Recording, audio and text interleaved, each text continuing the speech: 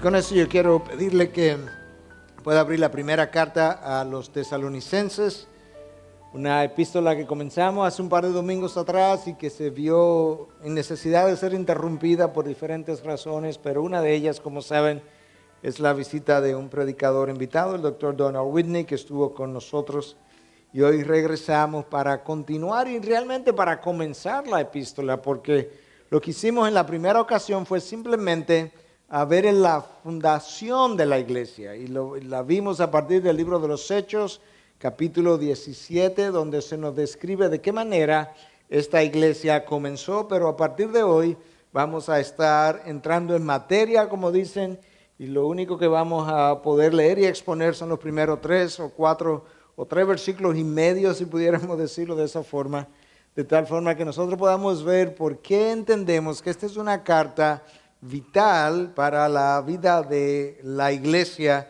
y sobre todo si queremos ser una iglesia que pueda reflejar el carácter de nuestro Dios. Y con eso entonces lo refiero a la primera carta o epístola a los tesalonicenses, capítulo 1, comenzando en el versículo 1 hasta el 4. Pablo, Silvano y Timoteo, a la iglesia de los tesalonicenses en Dios Padre y en el Señor Jesucristo, gracias a vosotros y paz.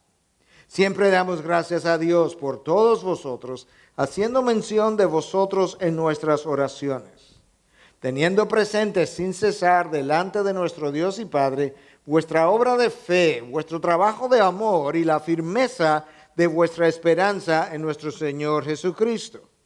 Sabiendo, hermanos amados de Dios, su elección de vosotros. Padre, gracias, porque ciertamente es tu elección de nosotros, los que nos tiene aquí. Te pedimos que tú puedas ayudarnos a ver como individuo y como iglesia, ambas cosas a la vez, donde yo estoy con relación a este texto que sirve de espejo para personas individuales y para iglesias en sentido general. Ayúdanos a ver dónde tú nos quieres mover, lo que necesita pasar, ocurrir en mí para que eso ocurra, para que eso pueda acontecer, lo que necesita pasar en tu iglesia.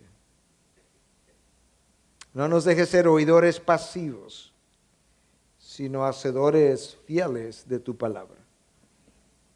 Glorifícate en la predicación de tu verdad. Glorifica a tu Hijo, glorifica tu nombre. Que cuando todo sea dicho y hecho, Dios, como ya te hemos pedido, tu gloria sea vista, tu nombre exaltado, tu voluntad obedecida. En tu nombre, Jesús. Amén. Amén. Mencionamos que habíamos comenzado la exposición de esta carta viendo primariamente la fundación de la iglesia. E hicimos eso hace un par de semanas, como ya mencionamos. Y esta iglesia fue fundada para revisar algunas cosas que nos sirvan de conexión durante el segundo viaje misionero del apóstol Pablo.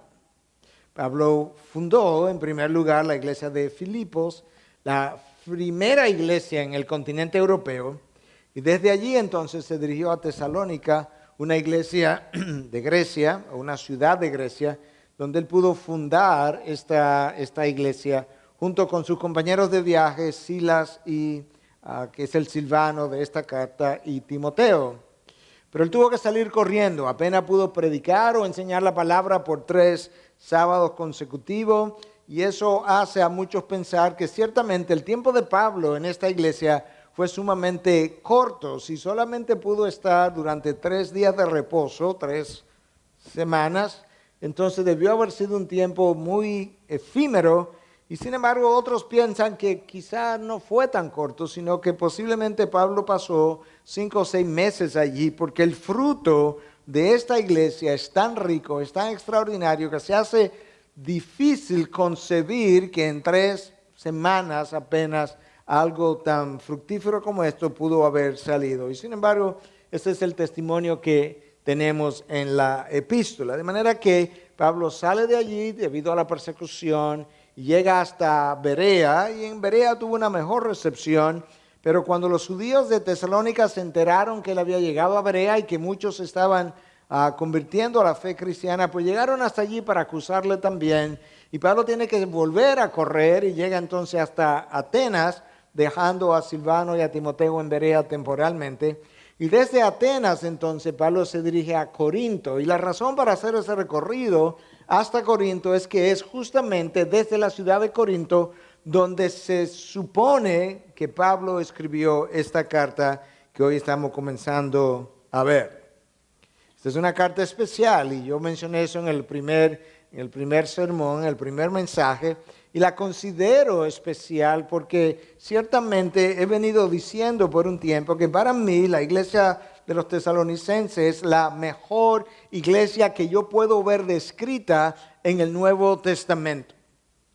La manera como el pastor John MacArthur lo ve es de esta forma. Él dice que en Efesios 4 se nos describe la iglesia ideal, pero que la primera carta a los tesalonicenses nos deja ver cómo vive la iglesia ideal.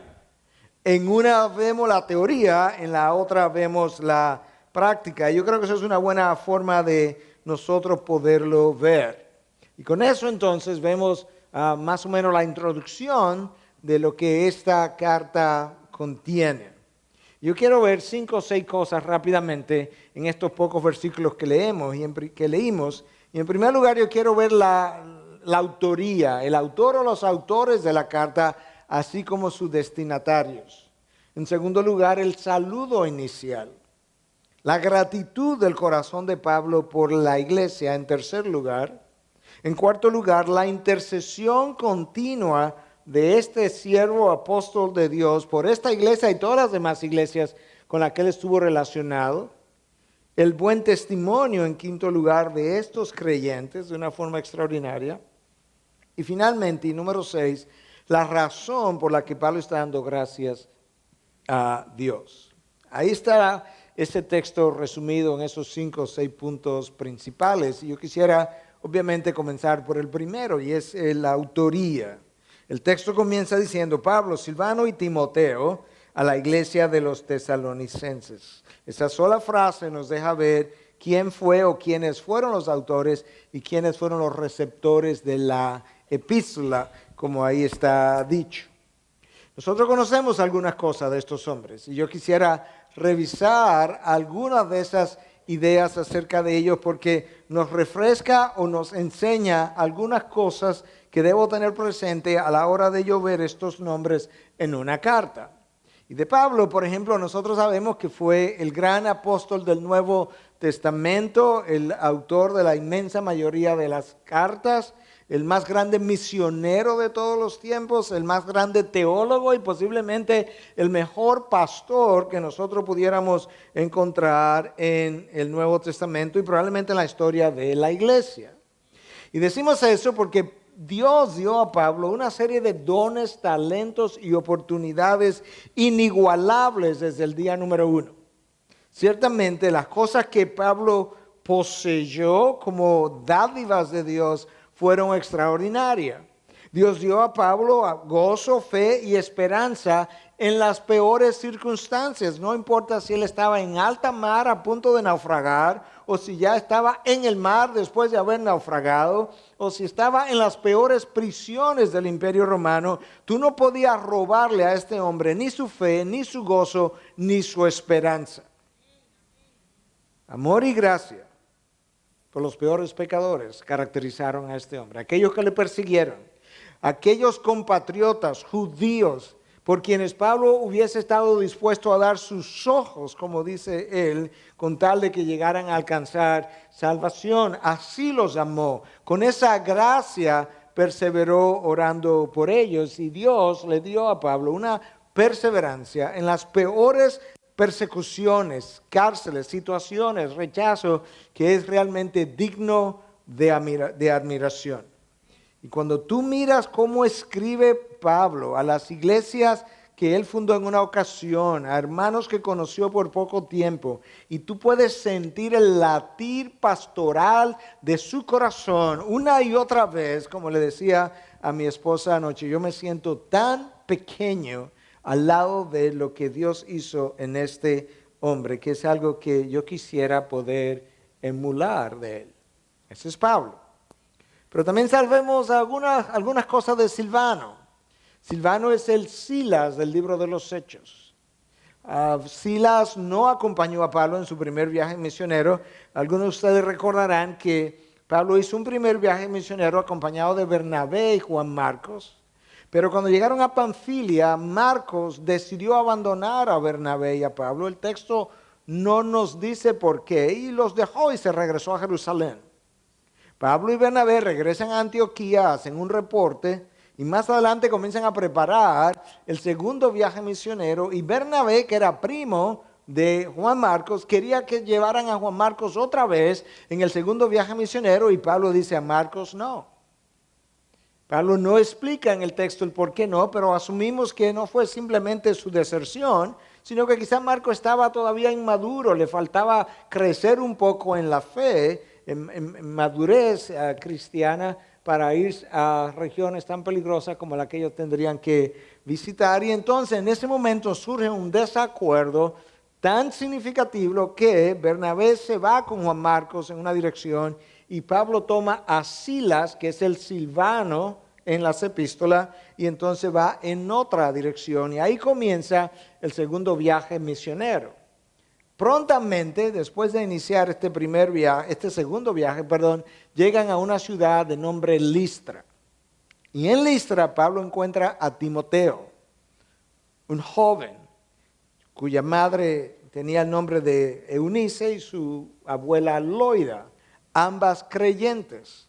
Eunice era una mujer judía, pero el padre de Timoteo era un hombre griego. Y aparentemente Timoteo recibe la fe de su abuela y de su madre, según leemos en 2 de Timoteo 1:5.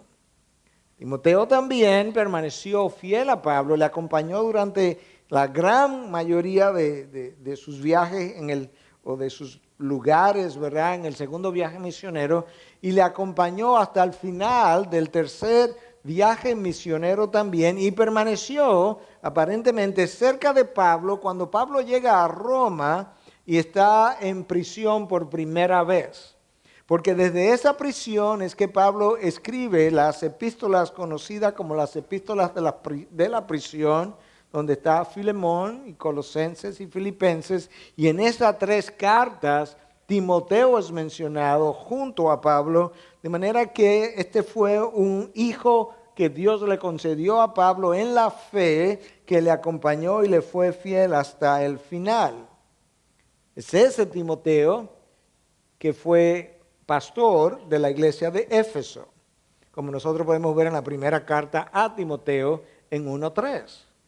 Y es este Timoteo que en un momento dado terminó en una prisión, porque el libro de Hebreos nos dice en 13:23 que él fue liberado en ese momento. De manera que este es un compañero fiel que ha compartido prisiones con Pablo, ha compartido vicisitudes y que aparentemente Dios le proveyó al apóstol para que pudiera ser apoyado.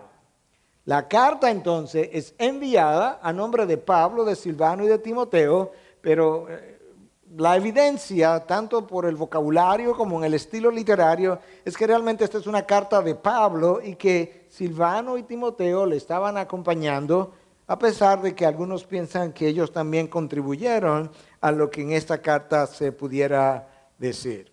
Entonces, la carta es enviada de parte de ellos a los tesalonicenses. Sabemos eso en el versículo número 1. Y esa era la forma acostumbrada de escribir las cartas en aquella ocasión. En cada época de la historia ha habido un formato de cartas. Hoy en día hay uno. Nosotros comenzamos la mayoría de las cartas diciendo apreciado Miguel, estimado fulano, y nos identificamos al final con la firma. Pero en esa época tú identificabas el autor y el destinatario al principio, y eso es exactamente como Pablo lo está haciendo en esta ocasión. A la iglesia de los tesalonicenses en Dios Padre y en el Señor Jesucristo. Esta es la primera vez que Pablo usa la expresión iglesia de los tesalonicenses, porque cuando él escribe a la iglesia de los Corintios, dice a la iglesia que está en Corinto, una iglesia que está en la ciudad X. En este caso, él no lo hace así, sino que identifica a la iglesia como la iglesia de los tesalonicenses en Dios Padre y en el Señor Jesucristo. La frase en Cristo es muy paulina. Esta es una frase similar, pero Pablo nos está dejando ver que el verdadero creyente y o la iglesia o están en Cristo o no están. Y de aquí entonces que Él nos identifica la iglesia, le da identidad a la iglesia a partir de esa posición que la iglesia encuentra en Dios Padre y en el Señor Jesucristo. Jesús es el nombre humano de nuestro Redentor y Cristo es la función que Él vino a ejercer, el Mesías, el ungido. Y ahí está Pablo identificándolo de ambas formas. Ese es el inicio de la carta, la autoría y los destinatarios. Pero en segundo lugar yo quiero que veamos el saludo. Gracias a vosotros y paz. En aquella época había un saludo inicial, similar a como nosotros a veces ponemos hola, ¿cómo estás? Saludos, buen día, buenas noches, dependiendo de lo formal o informal que la carta pudiera ser. En este caso, los griegos tenían una forma de dirigirse, ¿verdad?, a aquellos que iban a recibir la carta, que Pablo aparentemente cambia por la palabra gracia. Y luego los hebreos tenían su forma de hacerlo usando la palabra shalom, paz.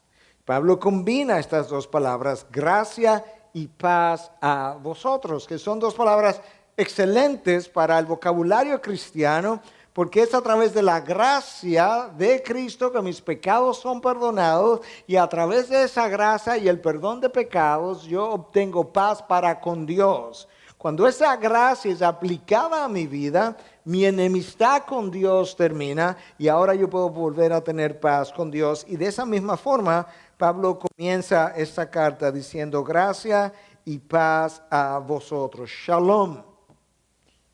Ahora, la palabra shalom en el hebreo no tiene la misma connotación que tiene para nosotros.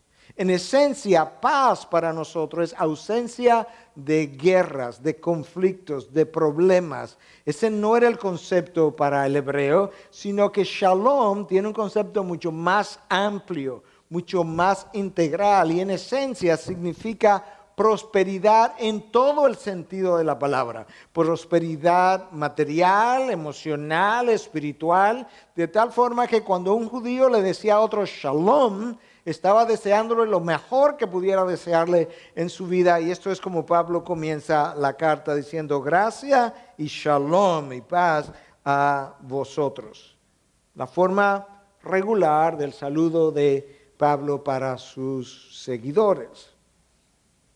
En tercer lugar, ya vimos los autores y destinatarios, vimos el saludo, para que podamos ir entendiendo y poder ver cuál es el entusiasmo que el pastor de esta iglesia tiene acerca de esta carta. Pero vamos a llegar, no vaya muy rápido todavía. Yo quiero que notes ahora la gratitud del corazón de Pablo por la iglesia.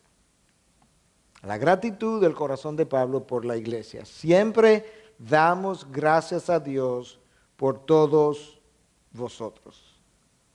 Si hay algo o había algo impresionante en las cartas de Pablo, en la forma como él expresa la gratitud por los creyentes en cada una de las iglesias con las cuales él tuvo relaciones. Pablo sentía un sentido de gratitud por la vida de los creyentes en cada una de las iglesias y daba gracias o da gracias en cada una de sus cartas con una sola excepción, que es la iglesia a los Gálatas, a quienes él comienza reprendiendo justamente porque habiendo comenzado por el Espíritu querían volver a las obras de la ley. Y Pablo le dice, oh Gálatas insensatos, ¿quién los ha engañado? Porque si aún nosotros o un ángel del cielo viniera y predicara otro evangelio contrario al evangelio que os he predicado, que sea anatema. Y es a esa iglesia a la que Pablo no expresa en sus comienzos la gratitud hacia Dios que él expresa en todas las demás. Y de aquí en adelante, de donde yo quiero invitarte a hacer introspección y ver dónde tú estás con relación a lo que el texto sigue diciendo de aquí en adelante. Porque si hay algo que necesitamos hacer como parte de esta introspección es comenzar a poner o a notar el contraste entre el corazón de Pablo, lleno de gratitud por los hermanos de la iglesia, versus la actitud frecuente de condenación y juicio de hijos de Dios hacia otros hijos de Dios que habitan en una misma iglesia local. Ese no es el corazón de Pablo. A mí no me cabe duda de que si Pablo escribiera una carta a la IBI en el día de hoy, él comenzaría diciendo: doy gracias a Dios por cada uno de vosotros, los ibicianos.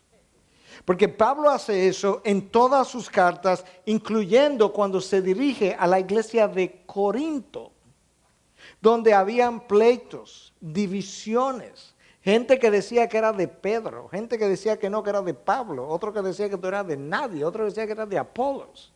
A una iglesia donde habían rencillas, donde un hermano estaba llevando a otro hermano a la corte y Pablo tiene que reprenderlos. Una iglesia donde había gente que iba a la cena del Señor y se emborrachaba. Y algunos incluso murieron precisamente por el juicio de Dios y otros enfermaron. Una iglesia donde había inmoralidad. Y cuando Pablo le escribe a la iglesia de los Corintios, escucha una vez más las palabras de Pablo y siente el corazón pastoral de Pablo. 1 Corintios 1:4. Siempre doy gracias a mi Dios por vosotros, por la gracia de Dios que os fue dada en Cristo Jesús. Siempre doy gracias a mi Dios por vosotros. ¿Por qué, Pablo? Por la gracia de Dios que os fue dada en Cristo Jesús. Si tú y yo no podemos dar gracias a Dios por cada hermano nacido de nuevo, colocado en la IBI, tú y yo tenemos un problema y no pequeño. Porque escucha qué es lo que Pablo está diciendo. Por la gracia de Dios que os fue dada en Cristo Jesús. Porque ese hermano ha sido comprado por precio de sangre y es un hermano que Cristo está santificando para eventualmente glorificarlo. Está trabajando con él, le está amando, y cuando tú y yo no podemos dar gracias por ese hermano, nos estamos colocando en una posición de superioridad, nos estamos sintiendo mejores que ellos, estamos condenando aquello que Dios compró, aquello que Dios está santificando, aquello que Dios ama y a aquellos con quien Dios tiene comunión todos los días, todo el tiempo, porque el Espíritu mora en él. Y rechazar y condenar a aquellos que Dios ama y compra no es poca cosa. Nota la selección de palabras de parte de Pablo. Él no dice simplemente doy gracias a Dios. Escucha, siempre damos gracias a Dios. No por los líderes, no por aquellos con quienes me llevo bien, no por aquellos con quienes yo tengo afinidad, no por aquellos con quienes yo salgo, no por aquellos que me han ayudado, por todos vosotros. La palabra siempre nos recuerda la frecuencia o nos enseña la frecuencia con la que Pablo practicaba esta disciplina. Y el todos vosotros nos dice que Pablo no tenía grupitos particulares por lo que él oraba, sino que él oraba por cada hermano, cada nacido de nuevo en la iglesia de Tesalónica. Mira a tu hermano a la derecha. ¿Ya lo viste? Mira a tu hermano a la izquierda. Mira a tu hermano hacia atrás. Mira a tu hermano hacia adelante. Los que están de la segunda fila hacia allá, obviamente. Pastor, pero es que hay gente que yo no conozco. Justamente yo quiero saber si tú le amas por la gracia concedida a él en Cristo Jesús. Yo quiero saber si tú oras por él, por la gracia que le fue conferida en Cristo Jesús. Porque somos dados a orar por aquellos que nos aman. Pero Cristo dice, ¿qué mérito tenéis cuando amáis a los que os aman? No es por aquellos que simplemente están en la misma iglesia donde Dios me ha colocado, porque yo reconozco que si Él es nacido de nuevo, ha habido un precio y una gracia especial dada por Dios, y Dios lo tiene ahí conmigo, porque Dios entiende que Él tiene algo que hacer en mi vida y yo algo que hacer en la suya. Número 4, mira la intercesión continua del apóstol Pablo por esta iglesia y todas las demás iglesias. Final del versículo 2 y comienzo del 3. Haciendo mención de vosotros en nuestras oraciones, teniendo presente sin cesar delante de nuestro Dios y Padre. Pablo no simplemente está orando, él está orando sin cesar. Pablo está orando siempre. Pablo está teniéndolo presente en su mente, pero no está tratando de congraciarse con nadie, ni está tratando de ganarse el favor de nadie, porque cuando él los trae a su mente, él entonces se los lleva a Dios en oración. Básicamente lo que Pablo está diciendo es, la memoria de ustedes es mi recordatorio de llevarlos a ustedes a la presencia de Dios en oración y pedir por ustedes y dar gracias a Dios por todos vosotros. Lo increíble es que Pablo estuvo allí 3 semanas, o quizás 6 meses. En 3 semanas o en 6 meses, él adquiere una identificación con este grupo de creyentes extraordinaria, pero la identificación se da de esa manera primordialmente porque él ha reconocido la gracia que le ha sido conferida a ellos en Cristo Jesús cuando Cristo los compró. Pregunta, hermano. ¿Tú oras con frecuencia por los ibicianos? Sí, pastor, yo oro por usted siempre. No, por los ibicianos. Usted puede orar por mí, yo lo necesito todo el tiempo, mientras más, mejor.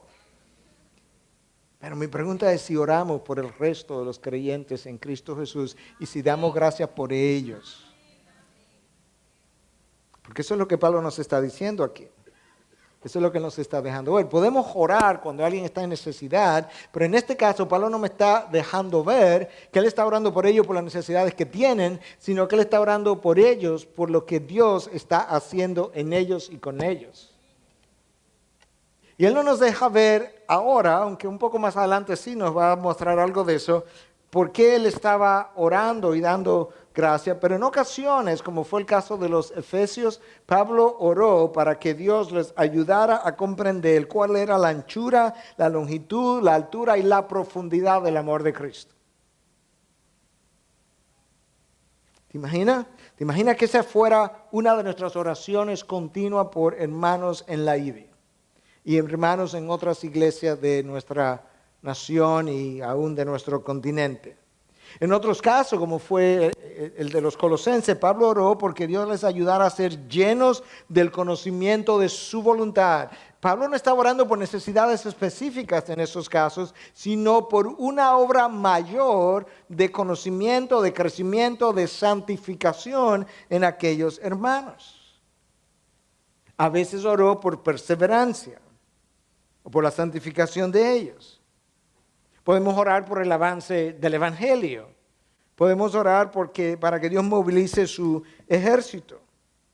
Podemos orar por la iglesia donde Dios te ha colocado, pero no por las 4 paredes dentro de las cuales nosotros nos reunimos, sino por los hermanos que componen la iglesia, cuyos nombres quizás tú no conoces, pero que han sido visitados con la gracia de Dios.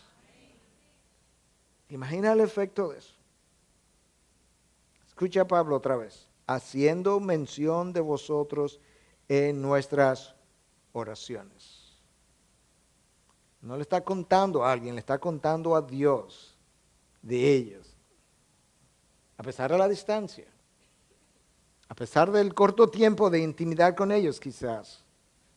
Ellos tienen un lugar especial en el corazón de Pablo. Número 5. Mira el buen testimonio de estos creyentes, porque es justamente este buen testimonio lo que está motivando el corazón de Pablo a dar gracias. Escucha lo que dice el versículo 3. Teniendo presente, sin cesar, delante de nuestro Dios y Padre. ¿Qué es lo que Pablo tiene presente, sin cesar, delante de Dios y delante de nuestro Padre? Escucha. Teniendo presente, sin cesar, delante de nuestro Dios y Padre, vuestra obra de fe, vuestro trabajo de amor y la firmeza de vuestra esperanza en nuestro Señor Jesucristo. Ese es su testimonio. ¿Cuál es el testimonio de estos creyentes? Para que puedas entenderme, porque yo creo que esta es una carta que debe impactar nuestras vidas, que debe cambiar la dirección de muchas de las vidas, ¿verdad?, que estarían escuchando, y que esta es una iglesia digna de emular. Porque Pablo está dando gracia por vuestra obra de fe, por vuestro trabajo de amor y la firmeza de vuestra esperanza. Ahí hay 3 cualidades cardinales del carácter cristiano que son mencionadas en múltiples ocasiones a lo largo del Nuevo Testamento. Ellas aparecen en Romanos 5 del 1 al 3. Ellas aparecen en 1 Corintios 13, ellas aparecen en Gálatas 5 del 5 al 6, aparecen en Colosenses 1, 4 y 5 y en varios otros pasajes más como algo que debe caracterizar al Hijo de Dios. Una obra de fe, un trabajo de amor y una firmeza de esperanza. Nuestra obra de fe nos recuerda que nuestra fe o nuestra salvación es por fe solamente, como hablamos el miércoles, pero no es una fe que está sola, es una fe que va acompañada de obras. Es una fe que se caracteriza justamente por obrar, motivado por la fe que hemos depositado en Dios. Pablo escribe a Timoteo después que Timoteo ha regresado de visitar a los tesalonicenses y le ha traído noticias a Pablo. Y él nos dice entonces en 3:6 que Timoteo le reportó a Pablo acerca de su fe y de su amor. Esta gente que tuvo a Pablo por poco tiempo ha dado frutos de conversión y exhibieron características de verdaderos creyentes. Y ciertamente eso es como debe ser. Si la fe depositada en Dios es genuina, esa fe va a ser caracterizada por frutos que el mismo Espíritu comienza a producir. Pero si no hay frutos después de supuestamente haber depositado en la fe en Cristo, entonces esa fe está muerta, no es genuina, no me salva, permanezco en condenación. Eso es exactamente lo que Pablo le dice, o mejor dicho, lo que Santiago dice en su libro, en el capítulo 2, cuando habla de que una fe sin obra es una fe muerta. Santiago no puede concebir que una persona donde vive en la tercera persona de la Trinidad, que el Espíritu Santo pueda morar en alguien y que esa persona permanezca en una inactividad espiritual sin frutos discernibles. Para Santiago eso es imposible, inconcebible. La salvación es por fe, puede ser por fe solamente, pero no es una fe que está sola. Y entonces él abunda, para aquellos que estuvieron el miércoles les será de recordatorio, y dice en el capítulo 2, a partir del versículo 14, ¿de qué sirve, hermanos míos, si alguno dice que tiene fe pero no tiene obras? ¿Puede esa fe salvarlo?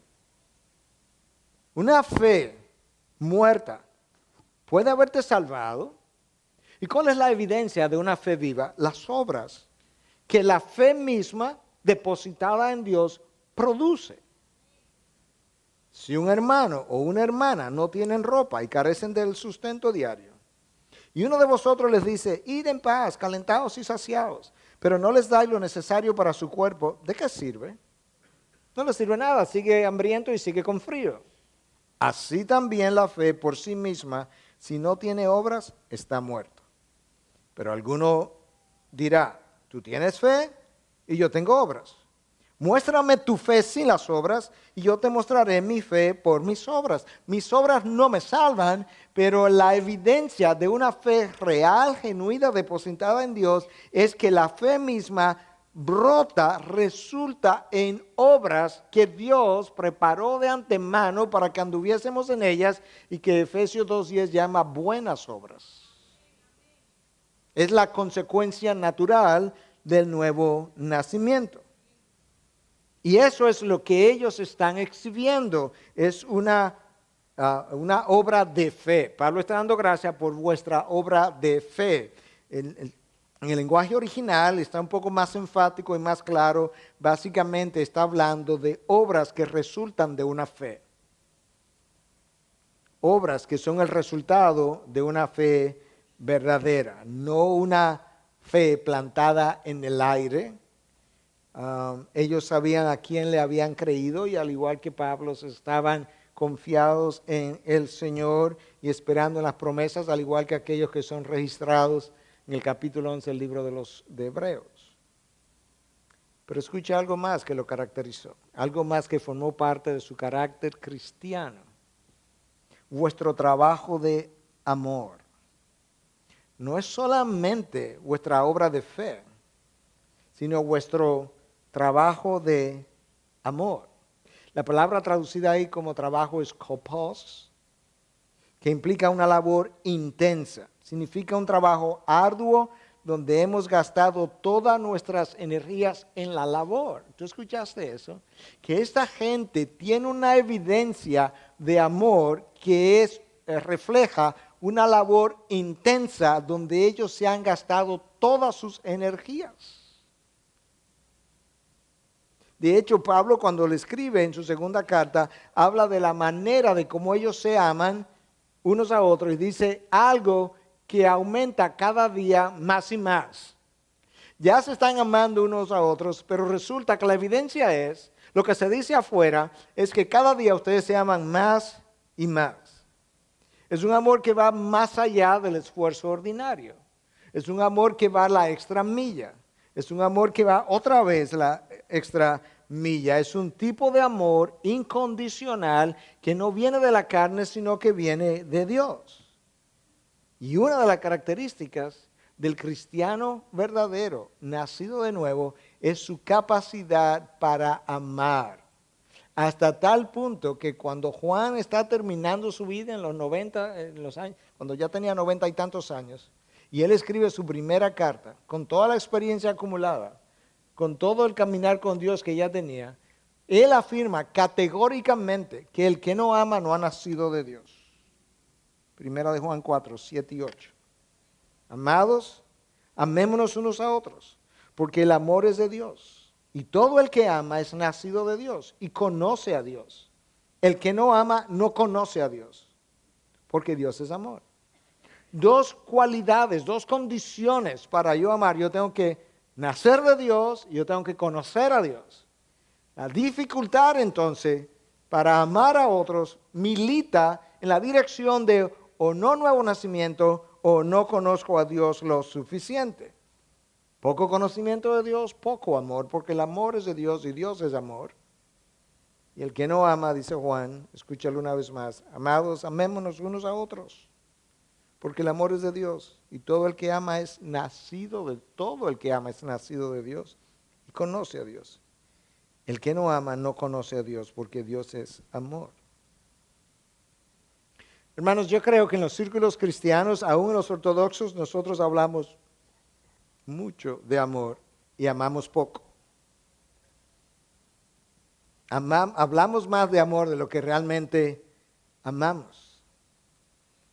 Y Juan dice, en esa misma carta, en 3:18, primera de Juan, hijos, no amemos de palabra ni de lengua, sino de hecho y en verdad. En pocas palabras, Juan está diciendo, dejemos de hablar de amor y amemos.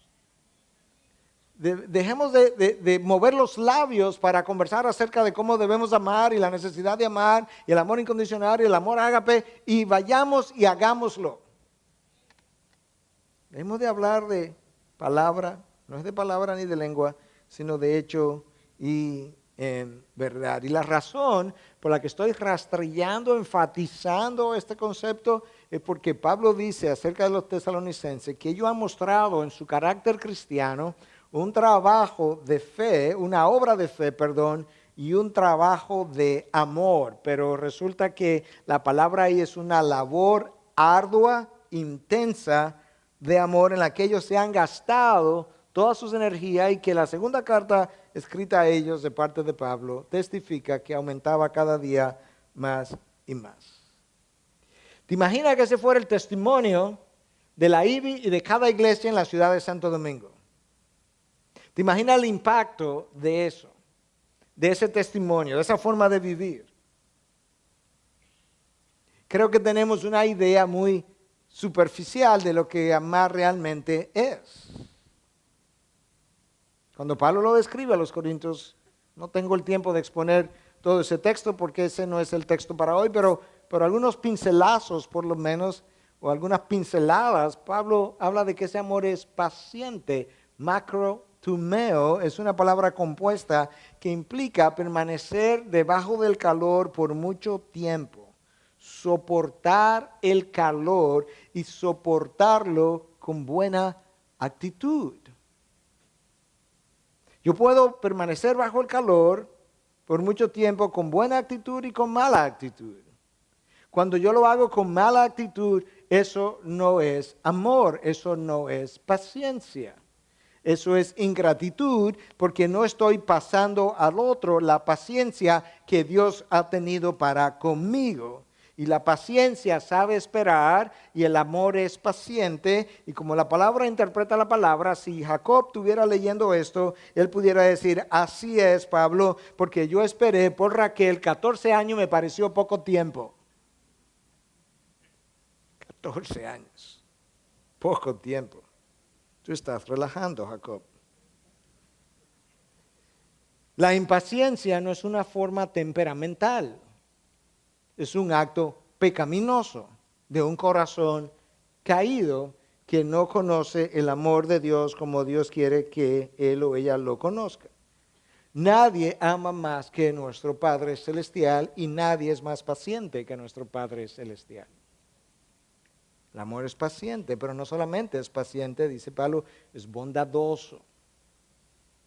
La bondad busca la oportunidad para servir. La bondad no espera que le pregunten. La bondad pregunta, ¿en qué puedo ayudarte? ¿En qué puedo servirte? ¿En qué puedo molestarme para descargar tu trabajo? La razón por la que esperamos que se nos pregunte es porque la bondad no forma parte de nuestro carácter cristiano. La bondad inicia la acción en favor del otro. Da antes de que la necesidad aparezca, porque comienza preguntando y lo hace de manera voluntaria.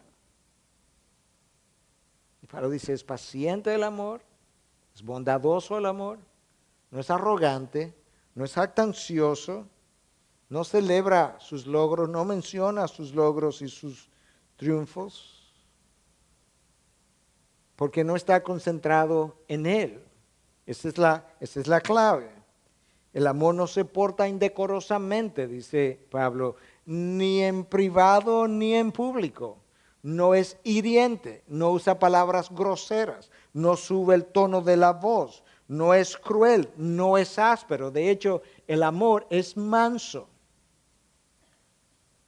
El amor ágape es manso. No busca lo suyo, porque no es egoísta. Paul Tripp habla de que el ADN del pecado es el egoísmo. Pues el amor ágape no busca lo suyo, porque no tiene que ver con él, sino con la necesidad que está en el otro. Ese amor es capaz de tomar decisiones que a él lo perjudican, pero que al otro lo favorece. El amor ágape es capaz de tomar decisiones que a él lo perjudican, pero que al otro lo favorece. Yo decía en una ocasión, creo que fue una boda que celebraba, que el amor es ineficiente, altamente ineficiente, porque ama más a las personas que a las tareas. Y entonces el amor me complica la vida, interrumpe mi horario, interrumpe mi agenda, interrumpe mis esquemas, mis propósitos, mis metas. El amor vive complicando la vida del que ama y descomplica la vida del amado. Si no, preguntémosles a Jesús, cuando Él amó y vino y se hizo hombre y tuvo que ir hasta la cruz, le complicó la vida humanamente hablando, pero no descomplicó la vida a nosotros. Esta es la naturaleza del amor. Y Pablo dice, los tesalonicenses muestran en su carácter cristiano una obra o un trabajo de amor, y la palabra para trabajo, les recuerdo, es kopos, una labor intensa en la que ellos han gastado sus energías.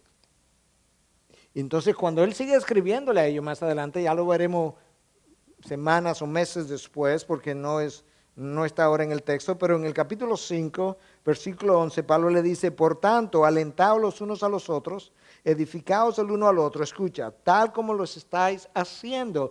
Esa frase es extraordinaria. Esa es una de las razones por las que yo entiendo que esta iglesia exhibió un carácter cristiano fuera de serie, porque con frecuencia Pablo tenía que admonestar a las otras iglesias para que hicieran lo que se supone era correspondiente con el testimonio cristiano. En este caso, Pablo les dice, alentaos los unos a los otros y edificaos al uno al otro. ¿Por qué, Pablo? Porque no lo estamos haciendo. No, tal como lo estáis haciendo. Continúa haciendo lo mismo. Ustedes se aman unos a otros y porque se aman, se alientan y se edifican. Él los anima a alentarse, pero dice, pero síganlo haciendo, porque ya lo vienen haciendo. ¿Te das cuenta que esta gente realmente exhibió lo que se supone que el nuevo nacimiento produzca en nosotros? Capítulo 5, versículo 14. Os exhortamos, hermanos, a que amonestéis a los indisciplinados, animéis a los desalentados, sostengáis a los débiles y seáis pacientes con todos. Pablo sabe que en una congregación, en ocasiones van a haber personas indisciplinadas. Y él dice, ¿sabes qué? A eso amonéstalo. La amonestación es parte de tu amor. No lo dejes solo, no lo dejes sin ser amonestado porque no le está haciendo un bien. Ámalo de esa manera. Pero hay otros que lo que están es desalentados. No los amoneste a eso. ¿A eso qué va a hacer con ellos? Anímalos. Anímalos. Necesitan que alguien le levante el espíritu. Y otros son débiles. Tienen 1 año en la fe. Tienen 6 meses, tienen 3 años. Están siendo juzgados por otros que tienen 20, 25 y 30 años, como si el Espíritu de Dios hubiese trabajado en ellos por el mismo tiempo que ha trabajado en ti. Y esos que son débiles, Pablo dice, sosténlo. Y al final, sé paciente con todos. ¿Por qué? Porque el amor es paciente. Y ustedes exhiben, como parte de su carácter cristiano, una obra de amor o un trabajo de amor que yo traigo delante de Dios y le doy gracias a Dios por ese trabajo de lo que Dios ha hecho en ustedes.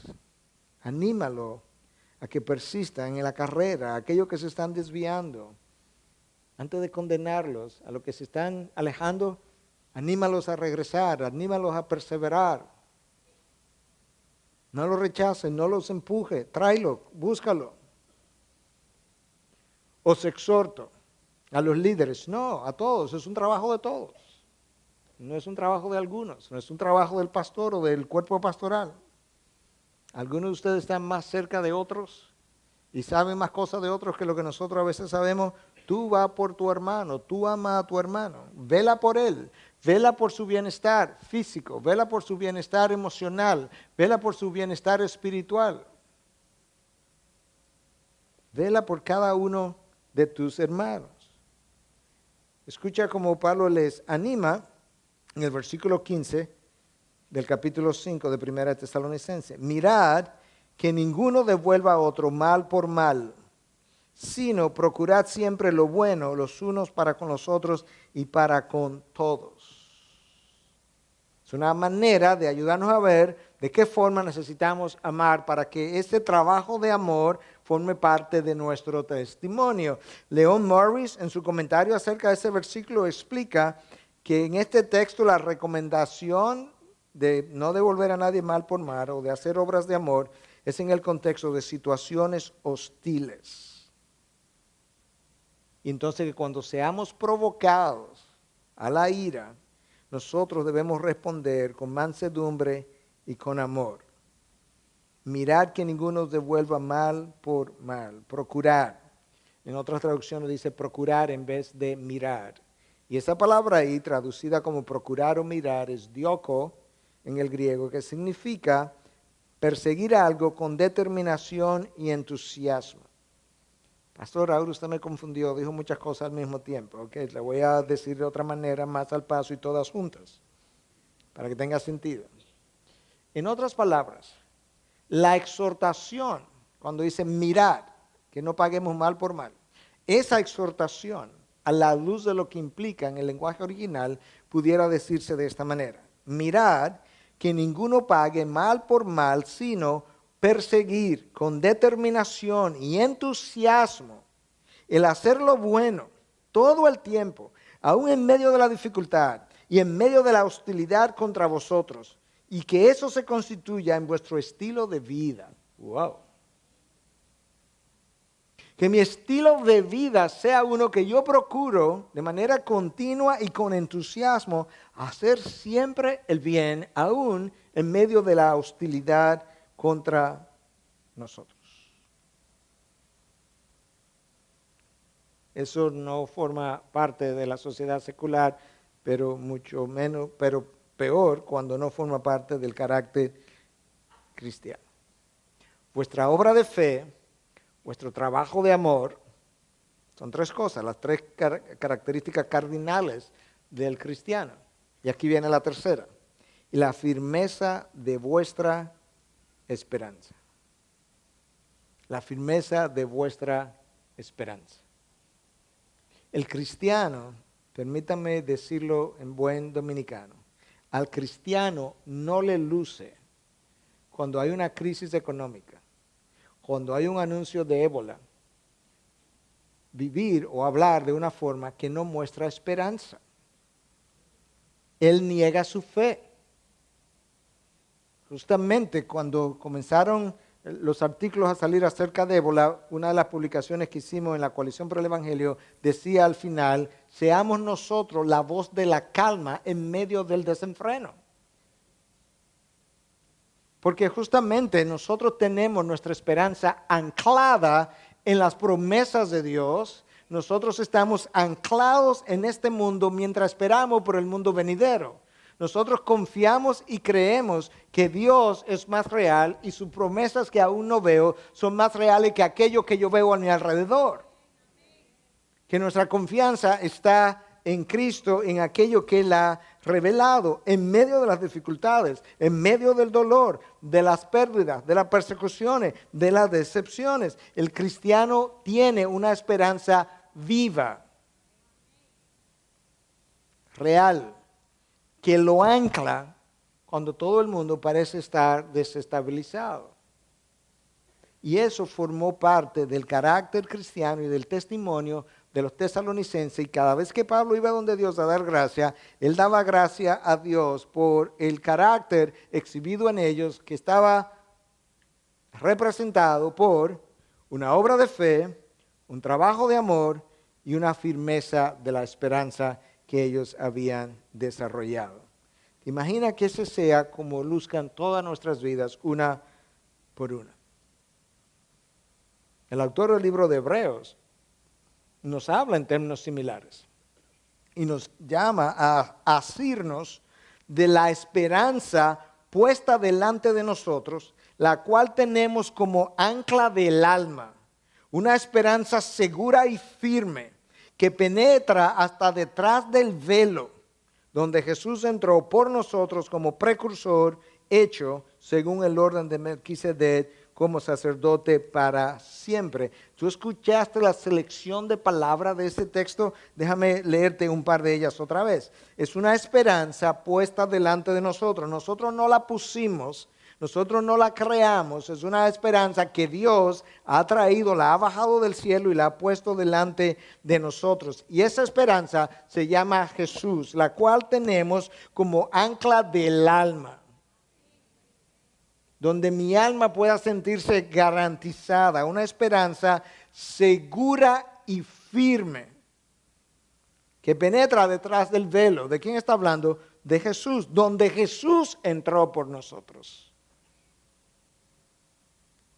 Esa ancla, esa esperanza firme, formó parte del carácter de los tesalonicenses. Ellos tenían la marca de un verdadero creyente. Si tú mirabas su fe, estaba acompañada de obras. Su obra de fe. Si tú mirabas su amor, era extravagante. Era un trabajo de amor, como Pablo le llamó. Y si mirabas su esperanza, había una firmeza en ella. Pero finalmente, en el versículo 4, el cual vamos a dejar ahí colgando, si pudiéramos decir, para unir este mensaje con el próximo. En el versículo 4, Pablo trae a colación qué es lo que verdaderamente está produciendo en él este mover de emociones en su corazón, porque este texto continúa todo como uno solo, donde él, después de hablar de esa firmeza de vuestra esperanza, sabiendo, hermanos amados de Dios, su elección de vosotros. Lo que a Pablo lo tiene en ese éxtasis emocional pero santo de acción de gracias es saber que ese grupo de tesalonicenses, de hombres y mujeres nacidos de nuevo, representan un grupo de personas que Dios ha elegido desde la eternidad pasada y se los ha entregado a su Hijo, y que Dios está trabajando en ellos hasta el punto que ahora Dios, en la formación de la imagen de Cristo, ha llegado a formar en ellos una obra de fe, un trabajo de amor y una esperanza firme. Y Pablo dice, wow, gracias a mi Dios continuamente por eso que está pasando. Por la elección, sabiendo, hermanos amados de Dios, su elección de vosotros, estando consciente de esa elección que Dios ha hecho. Es por eso que doy gracias a Dios. Y puedo dar gracias aun si no conozco a todos los miembros de la iglesia en Tesalónica, si no recuerdo sus nombres, pero el hecho de saber que forman parte de la elección de Dios y de que este es el carácter que exhiben, es razón suficiente para que mi corazón lata con pasión por ellos y que yo lo presente delante del trono todo el tiempo.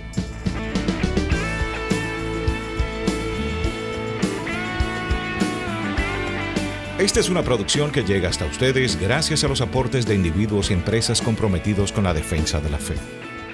Para más información, preguntas y comentarios, visite nuestra página de internet www.integridadisabiduría.org. En esta página encontrará información sobre la producción de este y otros recursos que ponemos a su disposición, como también las formas en las que usted puede contribuir con la producción de programas como estos. Les invitamos nuevamente a visitar nuestra página de internet www.integridadisabiduría.org. Será hasta la próxima, cuando nos reencontremos en su palabra.